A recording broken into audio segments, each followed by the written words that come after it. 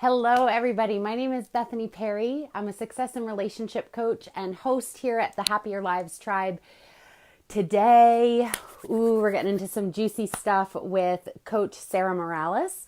She's a gaslighting expert. And I have to say, in the work that I have done on myself, as well as the work I've done with over the past 20 years of being a coach, gaslighting is something that really affects almost everybody in one way or another, whether we're unintentionally doing it to other people or if we've had it done to ourselves and have traumatic experiences from bosses or ex-partners, parents, just people in our lives that were influencers that were doing this. I'm really excited to bring to you common myths as well as how to heal. That's our topic for today. And I'm just going to make sure that Sarah is able to join us. Oops. Bear with me as I sort out this technology.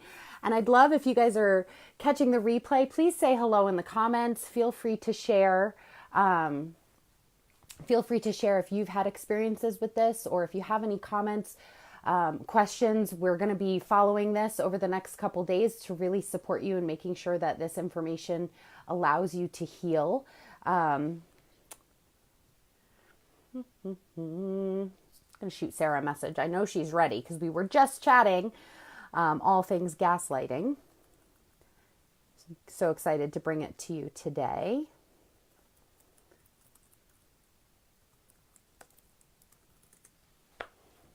So yeah, if you're here, please say hello and let us know how you're doing. Where in the world are you chiming in from?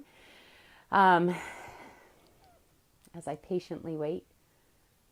Patience is not one of my strongest suits, by the way. It's interesting. It's something I've worked on improving in myself over the years.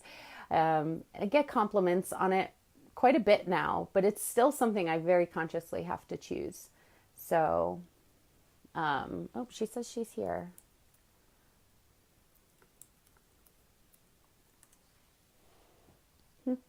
I'll do a little happy dance while we wait for Sarah. She's incredible. Sarah and I go back. It's been over probably just about a year now that we've been connected through our work in betrayal trauma. That's how we ended up connecting. And she's just such a powerhouse professional. And the work that she does is so complementary to the work I do. And we just really have hit it off. So I can't wait for you guys to meet her.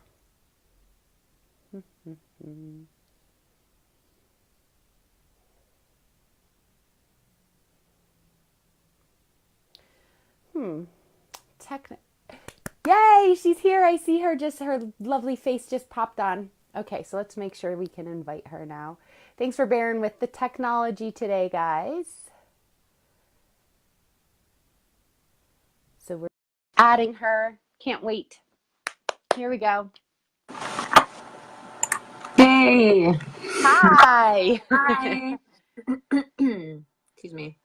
Okay, welcome. Yay. So Sarah and I have sorted through some technology stuff today, and we're here. We're very excited to be sharing with the Happier Lives Tribe today. So while I was waiting for you to join us today, Sarah, I started saying what a powerhouse woman you are and just how fantastic it's been in the past year getting to know you and see your work, and how we kind of came together through betrayal trauma topics, and really seeing you step into your zone of genius as a gaslighting expert is so exciting to watch. And I love supporting you in your journey and having you support me in mine. So it's an obvious gift to the world to bring you to this Facebook Live today. And so I'd love for you to just please take this time to introduce yourself and kind of like, let's start with who you are and what is gaslighting for any of our viewers who maybe have heard this trendy word that's flying around and everybody's saying like, oh yeah, gaslighting is this big bad monster. And it is terrible to go through.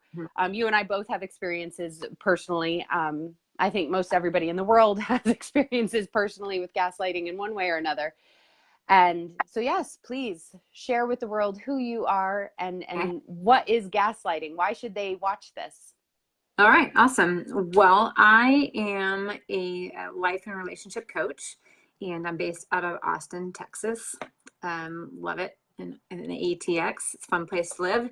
And I started studying gaslighting probably about 5 years ago. Came across it on accident and was like, oh my word, there's a name for this. This is something I experienced, and there's a name for it. I need to know more about it.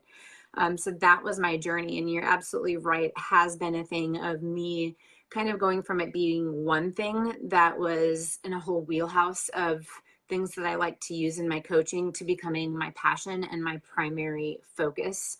And almost, well, I shouldn't say almost, and my mission to educate on and empower people how to recognize it and opt out of it in a number of different ways. So that's kind of a little bit of who I am and what I am on mission to do. And then your question about what gaslighting is. I tried to kind of condense it. If you were to go online and Google what is gaslighting, you would kind of come up with this long definition that is full of lots of psychological kind of terms. And it can be a little bit confusing and or almost scary, right? Like, oh, that's not what I'm Mm-hmm. experiencing. And so you can kind of shy away from it. And so my working definition is anytime one person tries to convince the other person pretty much relentlessly that what they perceive, think, feel, or desire is invalid or inaccurate. Mm-hmm. That's the working definition. Yeah. And I think that encompasses so much in a really powerful way that also is going to make it easy for us to bring to people. So if you're watching live, thank you for being here. Thank you for sharing this out. If this message needs to be, if you know people need to hear this, we appreciate you sharing this out. What we're going to be Mm-hmm. covering specifically today is some common myths. We're going to talk about 2 common myths around gaslighting. We're also going to talk about how the dynamics in gaslighting work in a relationship exchange. And by relationship, I define relationship as you plus another person. So anytime you are engaged with another person, it doesn't have to be romantically, like, you know, most people kind of go there automatically. And romantic relationships are really, really powerful in the amount of influence they have in our day-to-day lives.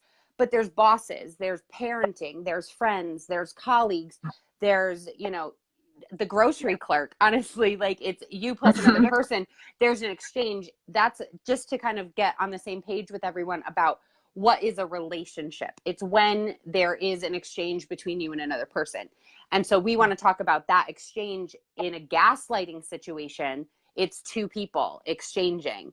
So what does Yep. that look like? And then the third thing we're going to be talking about today is about how to heal from the gaslighting experiences that you've been through, and heal, not just to get over the past, but these are the steps that are going to empower you to really be able to step into a place where you can trust yourself that it's not going to happen again.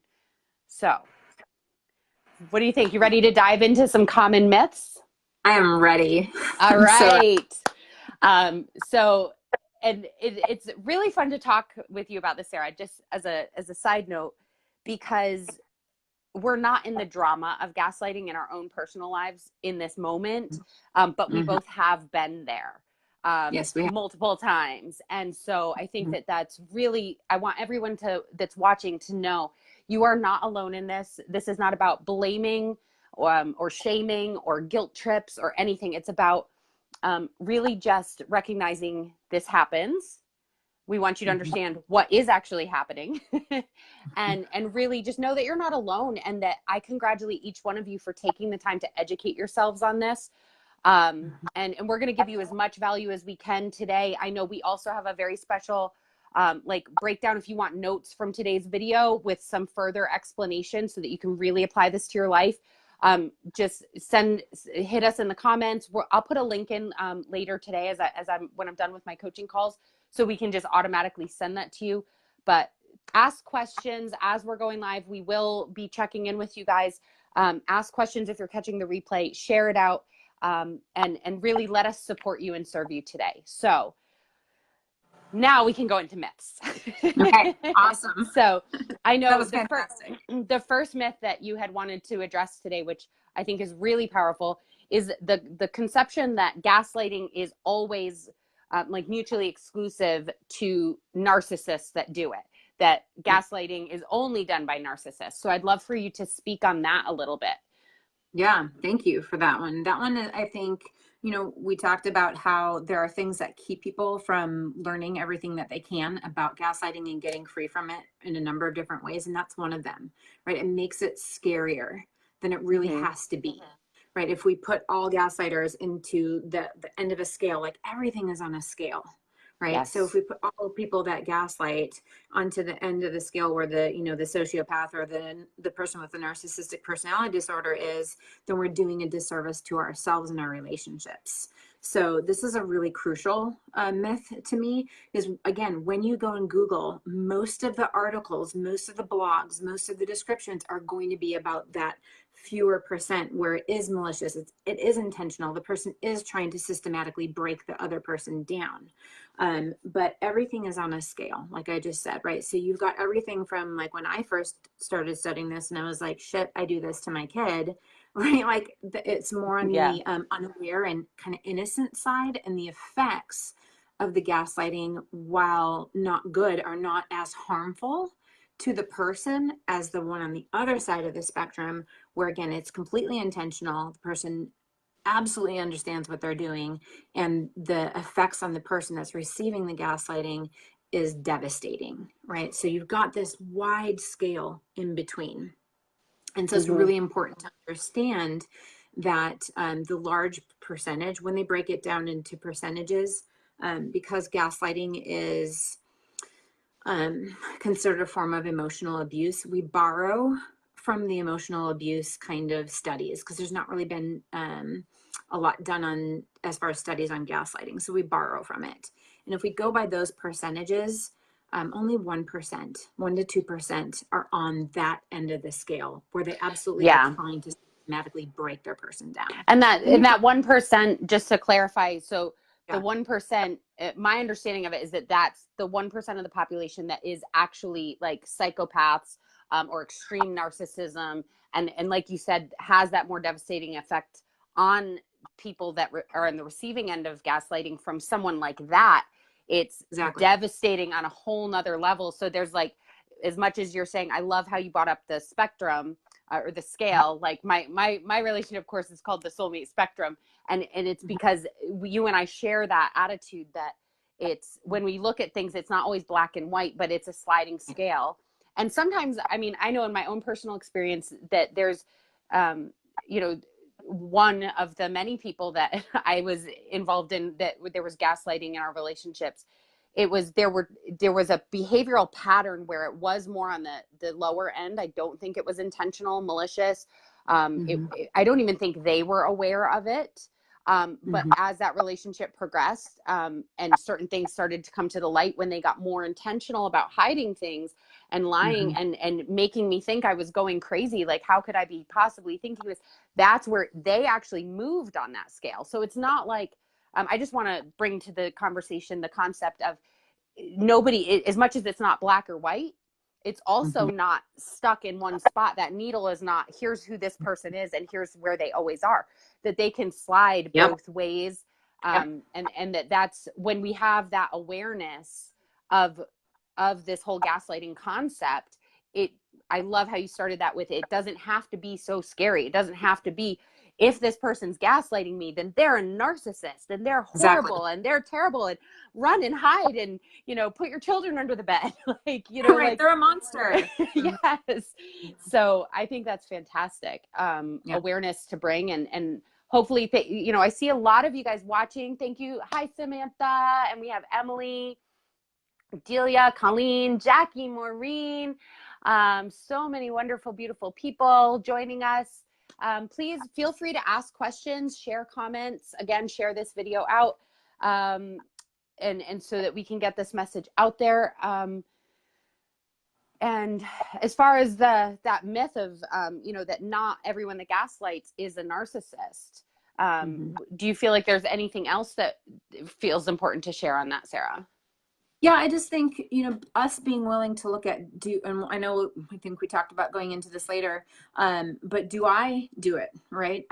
Like I said, when I first started studying this, I was like, shit, I do this to my kids. If I want to have the healthiest relationships, if I want to get my needs met, I'm creating that awareness within myself. I can stop actually gaslighting too on the lower end. And then I think the only other thing is for those who are in relationship with people where it's more habitual, kind of like you said, it's more of a pattern.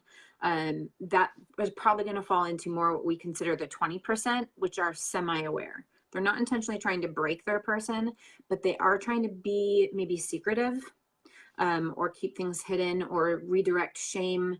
It's important to understand that if you see it more commonly happening, that's a red flag. It's not like on the other side of the spectrum where the 70% is, where it's infrequent and usually unconscious by the person. So that scale and the fluidity of it is very important to understand, and to let it not scare you, I think, is the biggest thing. So, and this is great. We have a question coming in from Elizabeth. She's asking, please provide specific examples of what it sounds like and looks like along the scale. So Elizabeth, let us know, give us some thumbs up if it feels good for you to look at that. And correct me if I'm wrong, Sarah, because I'm just repeating your statistics here, but that 70% of the population that engages in gaslighting is doing it infrequently. They're not aware that they're doing it. There is no malicious intent. And then there's about a 20% that where it's happening frequently. They're doing it on purpose, specific behaviors, and that might look like keeping secrets or denying things that are truths, or lying, stuff like that. Am I saying that right, Sarah? Yeah. Oh, sorry. I'm like bumping my camera there.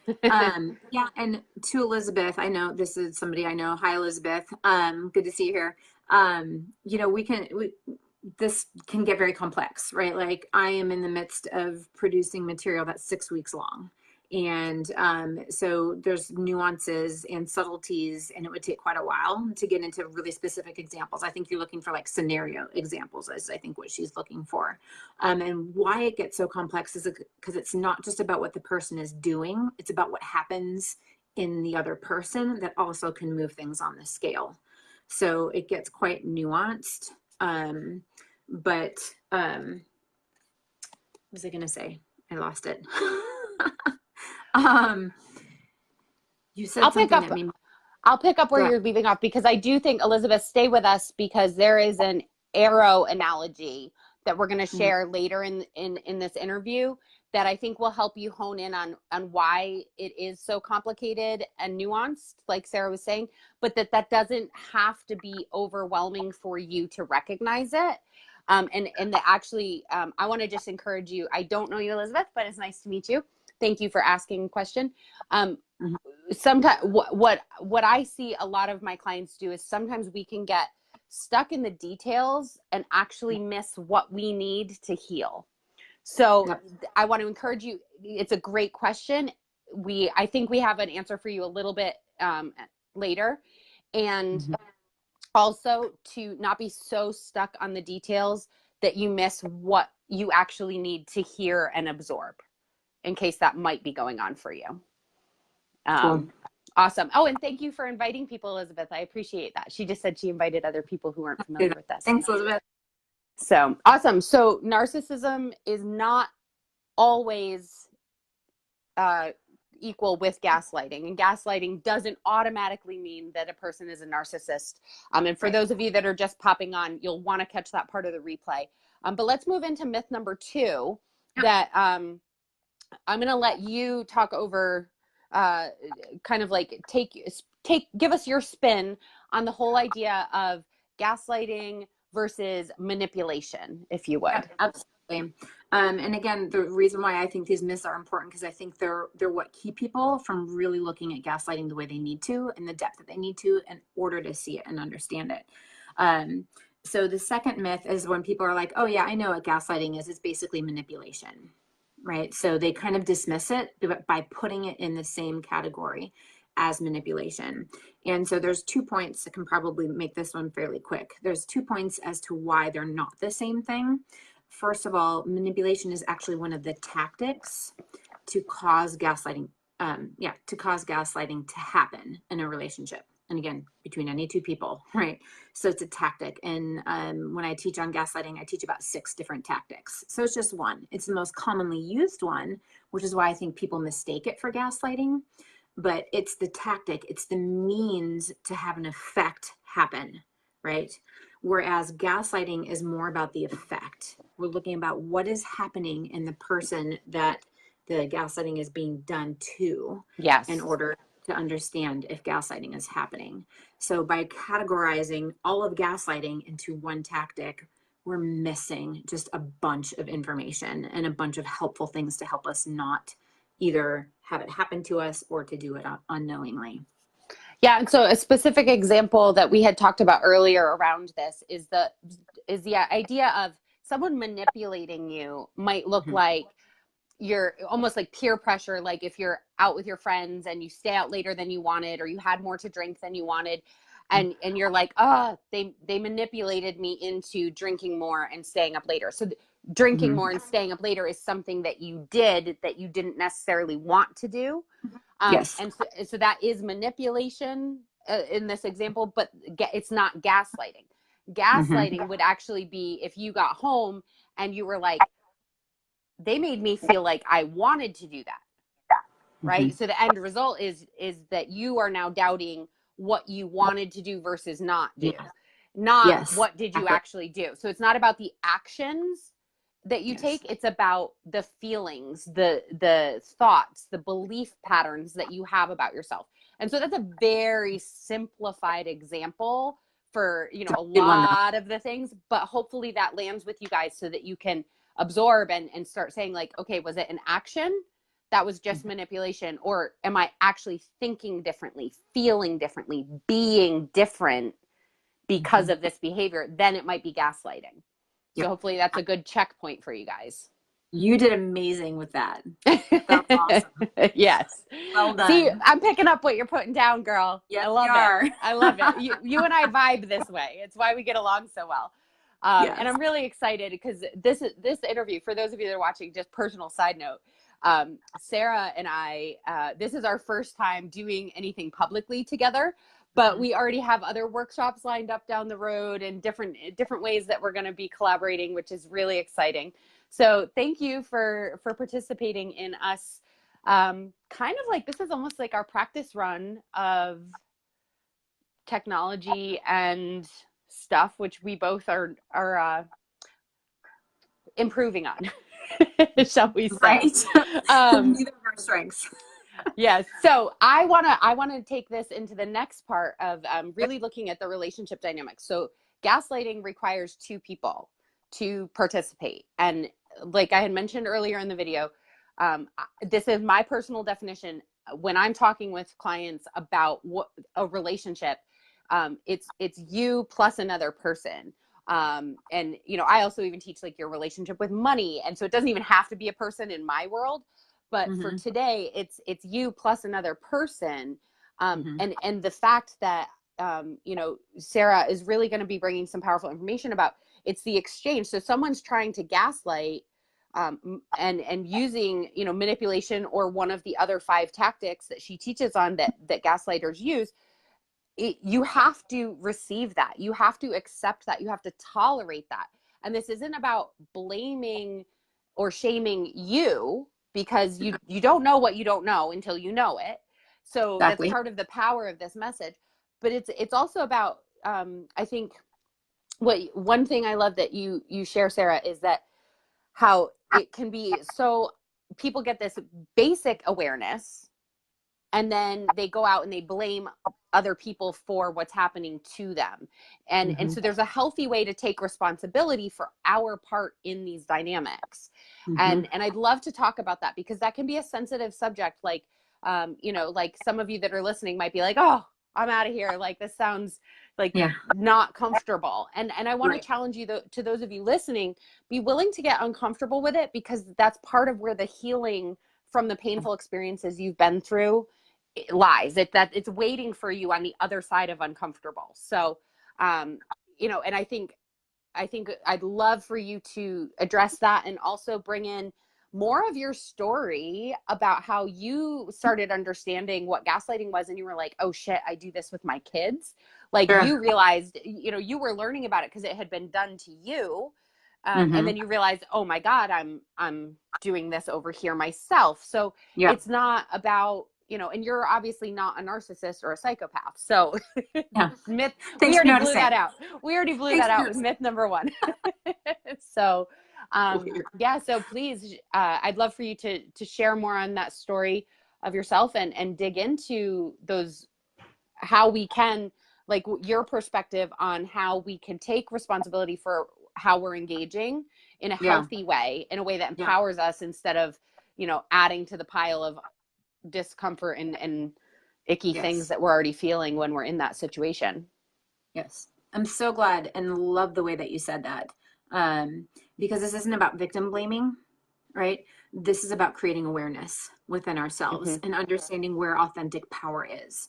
Again, because if we're focusing so much on the tactics of gaslighting, we're not understanding that the authentic power is that we can choose to step out of it. And that's Mm-hmm. more what it's about. It's not about like, oh, well, I'm just sitting there and saying, like, do it again, like fully aware. No, Yeah. we allow it unaware. So it's about creating an awareness that I don't have to allow this behavior to happen. Yes. I don't have to allow these things to be said to me. I don't have to agree with the things that are being said. That those kinds of things. So what we do is we look at it more as how am I vulnerable to Mm-hmm. gaslighting, right? And understanding that most of our vulnerabilities come from unmet needs, not Mm-hmm. unmet wants, but unmet needs. And what I have found, the majority of my clients have been women. And so far, the most driving need that kind of sucks people in, and I use the analogy of quicksand, right? So it kind of just sucks you in. And the more you kind of try to fight for it, the more you get sucked in, is that need to be seen and understood, right? Especially when it's our intimate partner that is gaslighting us, right? Like that's a basic human need, is to be seen and understood by our person. And when that's not happening, we just want to fight for it more, which just kind of sets up the gaslighter to gaslight even more. So just speaking to that it's, we're not victim blaming here. We're not, but what we do want to say is, how am I vulnerable so that I can put up healthy boundaries and protect myself while not losing Yes. my. I would love to interject here so that anyone that's listening can actually personalize this to themselves. You know, like Sarah, you shared that the most common need you see your clients experiencing is the need for being seen and heard. One of the tools I use in my practice is actually human needs psychology. And so I'm just going to give you guys the 6 human need categories that I've been taught, because we all have our own top human needs, and we're going to be most vulnerable if one of our top 2 is not being met. And so this way you guys can personalize this for yourselves. And this will be part of, I'm happy to include this in the notes from today. So if you guys want the PDF of today's training and you want a specific way that you can do this exercise in more depth, it'll be included. Just look for the link later or send me a private message and I'll get it over to you. But the 6 human needs are, the first one is for certainty. The second one is for variety. The third one is for love and connection. The fourth one is for significance. The fifth one is for growth. And the sixth one is for contribution. So once you figure out what your top 2 human needs are, that is going to be where you are most vulnerable to experience gaslighting from someone else. So hopefully that's helpful for you guys. Awesome. That was great. We work well together. Yeah. Okay, so that was part 1, right? Is so that digging deeper and not being afraid to look at ourselves and where do we participate, not in a blaming way, but again, in a curious way. One of my favorite things is to say, get curious with yourself. Mm-hmm. The curious why, right? Not the judgmental why, but the curious why. Why have I been vulnerable to this? Because that's where we can shift into our authentic power. But your story about how I kind of started to create an awareness around how I did it, and a little bit of my story. So the realization, and this goes to Elizabeth's question of kind of a specific scenario. of what it would look like. This is what it would look like when it's infrequent and not as harmful. Still harmful, but not as harmful. So I actually had with my oldest child, who is very dramatic whenever they got hurt, I actually had an analogy that I had used. And really honestly, it was more about my inability to deal with the bigness of their emotions at that point in my life, and also as well as boy, my inability, my trigger, if you will, of powerlessness. Powerlessness is a big trigger for me of wanting to just make it better, right? Like if I feel powerless. So when I saw my child hurting, I felt powerless, and so I wanted to make it stop. Right. Mm-hmm. So those were my motives. So what we look at on this scale is motives and intent. Well, that's the same thing, motives and effect on the other person, right? So my motive was not to harm my child. My motive was kind of more to help myself. Yeah, And a little, self-soothing there a little bit, but yeah, a little bit also of soothing, coping, right? Like it was a coping mechanism, right? And then it was a little bit of maybe over teaching my child, not necessarily the healthiest thing. So when they hurt themselves, I actually, I'm almost kind of embarrassed about this analogy, but I had this analogy where I was like, I told them, you're acting like a TV fell on your foot when all you really did was step on a little pebble, right? So I was basically had this analogy, your emotions are too big, right? So it's anytime someone tries to convince you that your feelings, all right, all these things, this is a feelings one. I was basically telling my child their feelings were invalid, right? Because they didn't respond to the situation the way I thought they should respond. I didn't allow my child to have their own feeling in that moment. And as soon as I realized that, again, I didn't realize that that's what I was doing, but as soon as I realized that, I was like, oh no, like that has got to stop. And I shifted into, you know what, that does really hurt, doesn't it? And I'm sorry it hurts so much. Let me give you a hug. And then if I couldn't handle it, I was like, and mommy needs a break. I'll come right back. Right. Because mm-hmm. like that awareness enabled me to both meet my child and also set up a boundary for myself that actually met my need. Because when I was gaslighting my child, my needs weren't getting met. I wasn't getting Mm-hmm. space and I wasn't helping my child. So that's why it's so important for us to take a look at like, do I ever do this too? Because if we are, we're not getting our needs met relationally either. Mm-hmm. Did I answer your question? I'm Yeah, not sure I if I think that did. was fantastic. And I think it's brilliant to, you know, because I also teach curiosity. Like I have a CPR workshop I run where it's, you know, this 3 steps. You got to get curious, then look at what are the possibilities, and then take responsibility from there. So it's, you know, the curiosity place, and seeing you give an example of, you know, even that you owned, like you're like, this is an embarrassing thing, like, and I don't like that I did this, but Yeah. it's so empowering, because on the other side of owning that, like how much more effective, how much healthier are you and your child, Yep. because you're able to say, oh, you're really experiencing a lot right here. That Yep. sucks for you. It's I need to just back up for a second. Let me give you a hug. I'll take a break, and then we can come back. And so it's like both people can be honored in their Yep. truth Yep. when we realize that somebody's not. So it's got to Yes. start there. So I love that. Um, Yes. so let's actually, I want to just, I think it'd be really great before we get into the healing steps that we want to cover today. And again, those of you that are watching, thank you for engaging here, for the questions. So we have Kimberly's on, Gretchen's on, Dory's on. I see a couple others of you. Thank you for being here. And please leave emojis, leave comments. Let us know how you found this helpful. What other questions do you have? If you need to be heard and seen, and that you've been through this, like this is a safe place to share as well.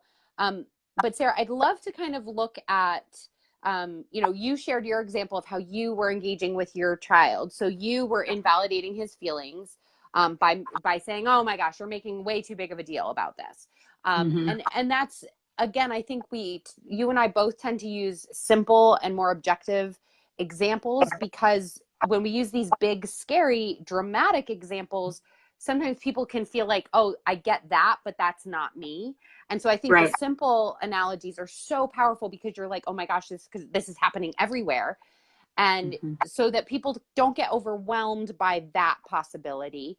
Um, what do you see kind of like as far as the engagement between two people? So in a relationship, one person plus the other, somebody starts gaslighting, like you said that to your son, and Mm-hmm. then how did he engage? How did he tolerate? So like, what's the other person's part there? Again, not victim blaming, Sure. not anything like that, but just creating the awareness that it takes two to tango.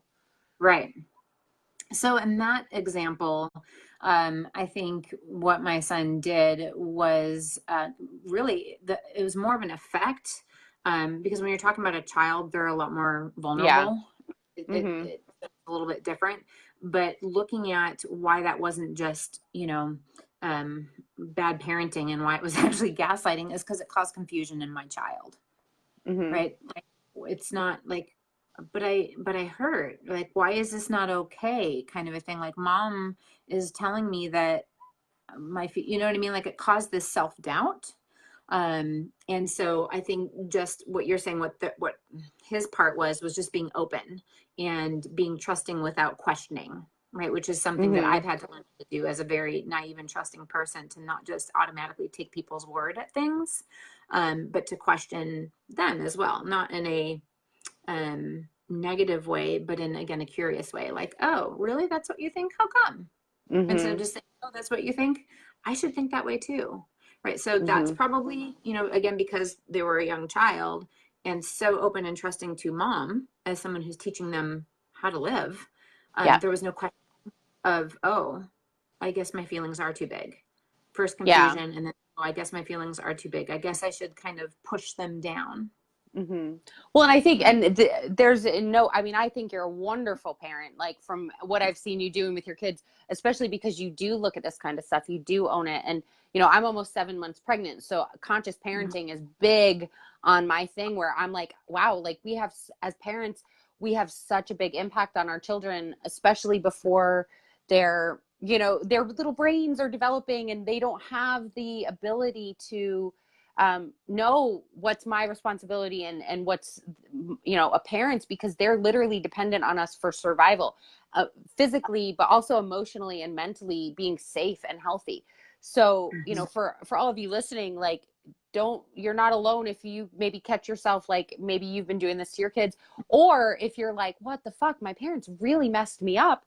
Like, again, it's because when you're a kid, like, you can't take the same level of responsibility of engagement that we can as adults. So maybe if we can switch gears just a little bit and talk about how us as adults, Yes. what's that back and forth look like? Absolutely. And I can use an easy one also from my real world, my experience.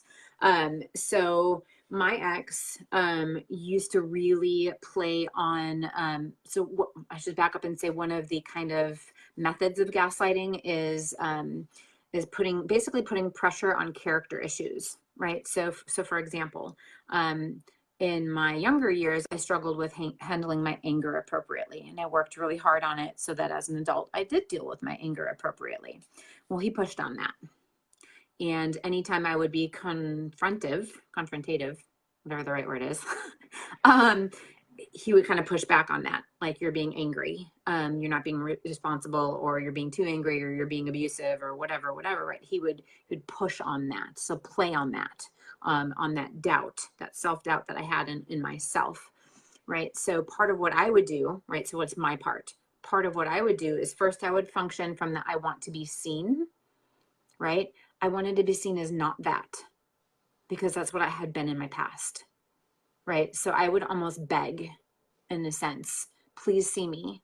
And I would get in these debates that would sometimes last hours long, very circular in the communication, where I was basically begging him in different ways to see me differently than what he was saying. And then part of the way that is gaslighting, is one of the tactics is actually brainwashing. So the more I presented him with a reason why not to see me as that, and the more he would come back with a reason why I was that, I was actually getting repetition of, no, this is what you are, Sarah. No, this is what you are, Sarah. No, this is what you are, Sarah. And it started to eat away at my belief in myself. So my desire, again, to be seen and known, and then my engagement to try to continue to debate it is what made me vulnerable, right? Instead of saying, which I do now, is like, no, that's not me. I'm not going to say that you can't have your opinion of that, but I'm checking in with myself. And I know my truth is that I'm not being inappropriate. Right. So that's how that shift changed, right? Like the other person might be saying the same exact thing, but for me to go to a place of power where I can be like, okay, I'm going to check in with myself, and maybe I'm going to check in with some of my safe people and ask them too. Like, do you see this at all in my life? Because this person is saying that this is happening, and I don't think it is. This is actually a perfect tie-in, because I know we kind of have to wrap up for today too, but we have to go through the steps for healing. So I feel like understanding how, so you just shared that how you engaged was you would go, the effect on you was that you would question yourself. You would, instead of, the alternative now is that you question yourself in a healthy way and say, is that true for me? No. Versus before you would say, is this true? They're probably right. So you were giving their opinion more weight than your own. And then their repetition of it. So it was this back and forth. The more they said it, the more you doubted yourself. Vicious cycle, snowball effect, downhill. But we don't want people doing that. So how do you now stand in your own power? You went through certain steps to get there. So I'd love to spend the last few minutes of our interview today to dig into this. And I know I'm going to spoiler alert. Step 1 is creating awareness. So for all of you that are here live or that are still watching the replay, hi Jeff, hi Carla. I see you guys joining. For all of you that are here, you are doing that right now. You're educating yourself. You are creating awareness. You are getting actual facts from professionals who care about this topic and care about how it impacts you personally. So do you have anything you want to say on creating awareness? Because I feel like we've kind of been talking about that this whole time, because that's what we're doing. Yeah. But that's step 1. Right. And then step 2 is all about shifting the power, right? And so you have 3 steps that you take people through, which I always feel like I could talk to you all day long. And so again, guys, that's why we kind of thought this might happen. And we want to give you all the content and all the value. So again, if you want the PDF with notes from today, as well as more in-depth explanations on this with some of the coaching exercises, we're going to be putting that together. We didn't make it before because we wanted to make sure anything that we said to you today that we promised to give you will actually be in there. But it'll be ready, and we can just pop a link in here or private message us and we'll get it over to you. But as far as shifting your power, I'd love for you to give the overview of what those 3 steps are, so that someone that's listening that maybe feels like they are where you were with your ex, and that they are in a place, or that they've been in a place of that and they're so scared of that ever happening again. How can they feel confident in that they can be as powerful and strong as you are right now? How you went through this transformation in your own life. So what are those 3 steps? Yeah, I think probably the first phases. Oh, you wanted me to do the phases? I can do that. Yeah. So like, cause the shifting, right. The shifting of the power. Yeah. Okay. And this is the arrow analogy for Elizabeth, who's watching as well, right? Yes. Okay. So what we want to do, part of the creating awareness is, if you want to heal from gaslighting, is you're gonna have to get some awareness, both of yourself and of other people. And so it's a both and thing. And the analogy that I use is like bow and arrow battles, right? Like, it's important to understand what kind of arrow are they using, what kind of bow are they standing, are they sitting, are they up high, all of these different things. Does it have fire on the tip? I know you could go into all these different things, but understanding that arrows only have a certain distance that they can fly. And instead of thinking that we just have to take it, or our only option is to put up a shield, to understand that we can actually step out of range. And so how do we step out of range? Yes, it's important to get all of that information, but how do we step out of that? First, we give ourselves permission to question other people. I think sometimes we're taught that that's untrusting, but that's actually being self-trusting, right? To say that, you know what, I'm going to trust myself and my gut more than I trust anybody else. I love following Glennon. For those of you that know her, and she talks about, if I'm going to make a mistake, I'd rather make a mistake following my own gut than somebody else's gut, right? Because we're either following ours or somebody else's. So trust your gut and give yourself permission to question, right? Because if you don't start there, giving yourself permission to question yourself, to question the other person, I don't think you're going to be able to get to the other ones. The second one is to look for the red flags. Okay, red flags are the biggest ones are if something is really confusing or contradictory. You're like, that just doesn't make sense. Like, why is that one time he's saying this or she's saying this and the other time they're saying that? Or I don't understand why they're saying that. Things aren't lining up. It seems like there's only half truth here. Anytime any of the red flags, just pause, just opt out. Yep. Just say, I call them double messages in my work, where it's like, that, you know, this happened over here and then this happened over here and they don't line up. Like that, to me, that's a double message. And that's not healthy and not okay when it's happening on a regular basis. So I love that. Yeah. Awesome. And then the third thing, because you asked for three, that's when we slow down after we opt out and we ask ourselves, what is my perception here? Not what is the other person's perception, because they might have a story of whether it's their truth or not, they have a story of what's going on, their feelings, their perceptions. It's like two people can look at two different parts of the sky and one can say it's blue and one can say it's red. And that might just because they're looking at different parts of the sky, right? So people have different perceptions, different feelings about what's going on. What is yours? What are your thoughts? What are your perceptions? What are your feelings? And these are all things that we do in what I call phase one, which is you do it after the fact, right? Like there's a gaslighting thing that's happening and then you're thinking about it later and you're like, okay, what was my perception there? Like, why did that happen? As we do that more and more, we're able to do it real time. We're able to see in phase two, gaslighting is happening right now. I'm going to opt out and check in with myself right now. And then when we are able to do that enough, we're able to move into phase three, where we can actually stay grounded enough in the interaction that we can be like, nope, this is my truth. I can try to engage with this person. And if they continue to try to gaslight, I'm just going to be done. So those are the kind of three phases and three little tools all in. I love it. Oh my gosh. I know. I love it. This is why this is your brilliance, because you have this content and this information around the gaslighting process and the experience of being in it, and really just being able to connect the dots so quickly for people. It's what I love about bringing you into, you know, to support my VIP clients and to bring the awareness to the Happier Lives tribe on, you know, this interview today of really, I think it's so empowering. So for those of you that are listening and really want to absorb like all those things that Sarah just gave you, like listen to that part as many times as you need to.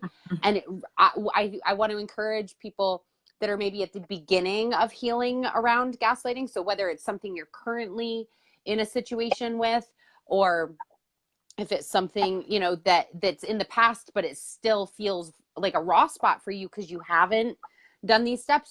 It's hindsight is the first step, right? That's where you use those tools that she just gave us, where it's really about, okay, that happened. Let me learn from what happened. Let me get clear. How was I behaving? How was I feeling? What was my thought pattern? What was this other person saying? And I think it's amazing. Like, I love your arrow warfare analogy, where it's like, okay, you might feel like you're in battle right now, and it can be scary and overwhelming if you don't know what kind of arrows are going to come at you and what direction are they coming from and all those things. But when you have space to go into hindsight and look at it from the past, that's Sarah's suggestion for phase one. And then from there, you're going to build those muscles. Like I use a lot of analogies about going to the gym. You don't walk in and pick up a 50-pound dumbbell day one. Right. So you can build those muscles on how to recognize it and get clarity around what is your truth, what do you want to choose in the future, how do you want to respond if you're ever in this situation again. You can get clarity on that, build those muscles on your own by looking back. And then when that's how you step into phase 2, where, like Sarah said, you're in the moment and you could be like, this is happening and I'm going to go check in with myself. I'm going to opt out right now. I'm going to get out of range of the arrows, because whatever kind of arrows are coming at you, like, they can only go so far, like Sarah so brilliantly described. And then the third stage is like where you become like, you know, like in the place where Sarah and I are with the truth, like, you can have your experience, but you're going to have it without my presence. Like, Yep. I'm out. Without my participation. My boundary game is strong and my Yes. expectations are high. And, you know, I know who can, like, I'm okay with that.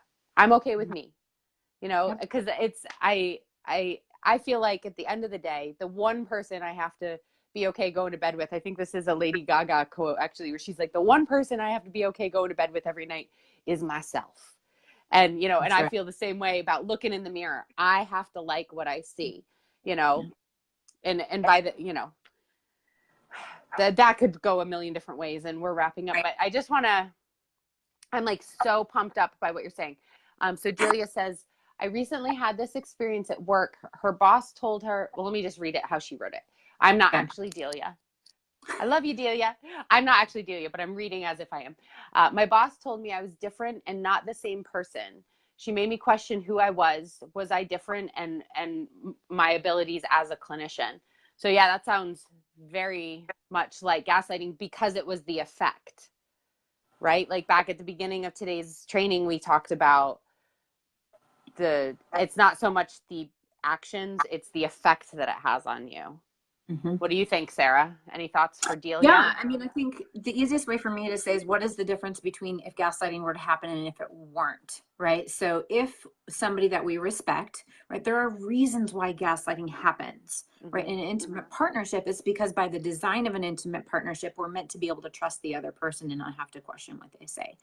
In the role of a boss, there's that authority thing, right? Where it's like, okay, so I'm meant to be able to respect my boss, right? So if they have a critique of me, right, like we might, depending on our personality and the different things that are part of our fishbowl, we might question it, or we might not. We might just say, oh, okay, my boss is questioning my performance, or is questioning me how I'm showing up, or whatever, right? And so looking at that, when we question, when we doubt ourselves, like, oh my gosh, am I changing? Like, am I not showing up the way that I used to? Does that mean bad? Like, is the inference there that my performance is bad? Like asking these questions and then going into a place of self-doubt versus, sorry, I thought I put my phone on do not disturb. A self-doubt versus, again, a curious questioning, right? So taking it and going then to a place of, okay, well, how does my boss want me to perform then? And just kind of conceding our views and our opinions. Maybe I like that I'm changing, right? Like that's the non-gaslighty effect, right? Like maybe I like that. Yeah, I'm changing, I'm growing, I'm getting better, actually. And if you don't think it's better, maybe we're not a fit anymore, right? Versus automatically going to the place of, oh, like I'm changing and not in a way that they want. I better change to fit what they want me to be. Does that make sense? The difference there? Yeah, it makes sense to me. Delia, do you have any other questions on that?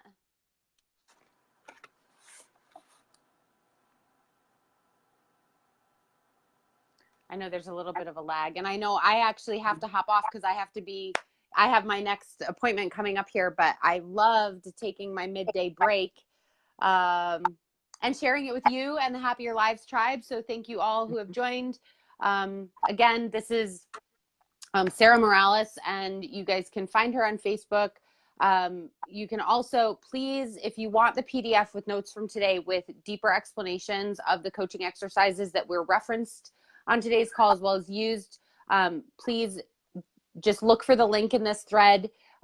Feel free to share it out, and or private message me and I'll get you the link later. And just, let's see. not, I don't know. My phone is doing something funky at me now. I think it's it's my calendar reminder. 5-minute warning. Mm, So, but yeah, I'm so excited about seeing Sarah. Really, I'm so excited to see you stepping into a bigger stage in the world, just owning your power in such a big way, and having such a positive impact on so many people that need to hear this information, and your willingness to be unapologetic about taking a stand for the fact that this is a part of relationship dynamics that impacts all of us, and here's what we can do about it. yeah, I absolutely adore the work that you're doing in the world, and I'm so yeah. proud to have you as part of our tribe. So thank you for being here today. Any final Thank- thoughts or words? no, just thanks for the opportunity. I'm always so jazzed when I get to do this. Like I'll be riding a high for a little while because I love talking about it. Thank you for giving me the opportunity and the platform to share my information. Awesome. Well, we will be talking to each other soon, and to the rest of you who are watching. We hope to see you back on the Happier Lives page soon. And until next time, remember that happy is an inside job. So unfluff yourself, and so you can go be the best version of yourself. And hopefully today's information helped you unfluff your gaslighting situations. So we'll talk to y'all soon. Bye-bye.